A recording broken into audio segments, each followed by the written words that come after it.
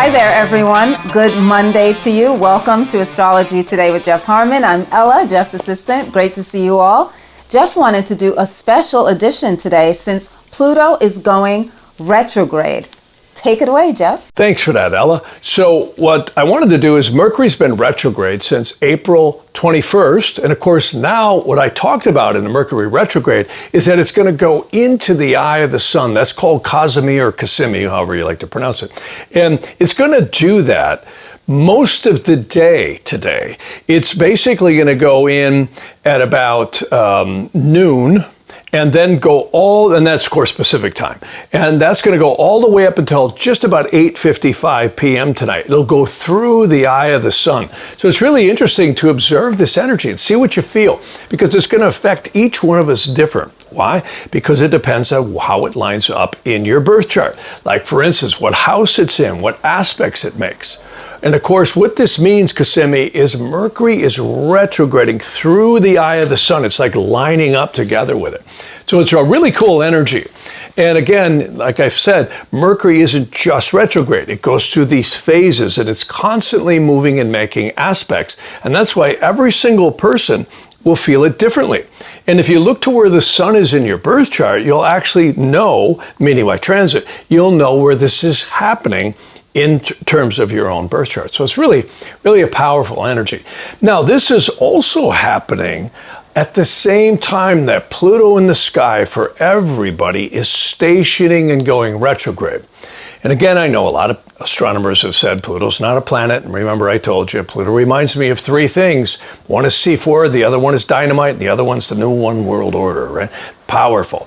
It has a lot of power. So Pluto's stationing in the sky, and that's a term that comes from trains, right? Remember the old trains in the old days. It stations, comes to a stop, stops and turns and goes backwards from Earth's perspective.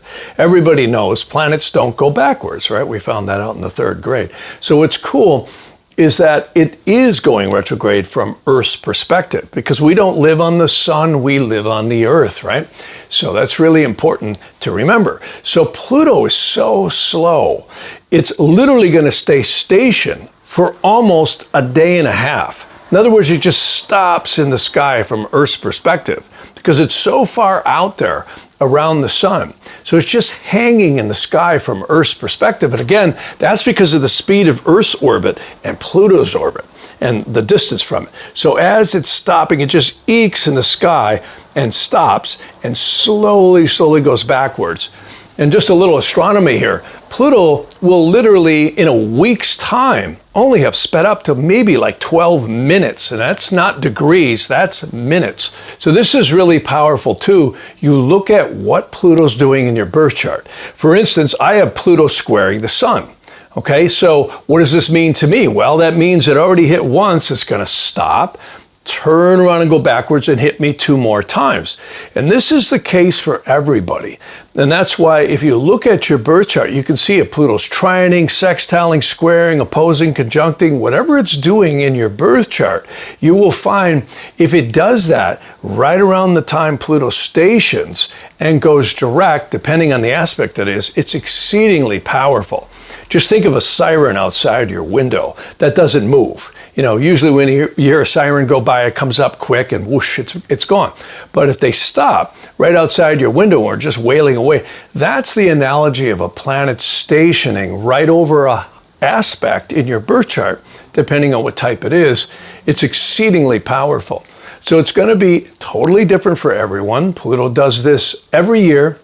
Stations, goes retrograde, and goes direct. In fact, all of the planets will go retrograde at some point in time. Neptune, Uranus, Pluto, Jupiter, and Saturn go retrograde every single year.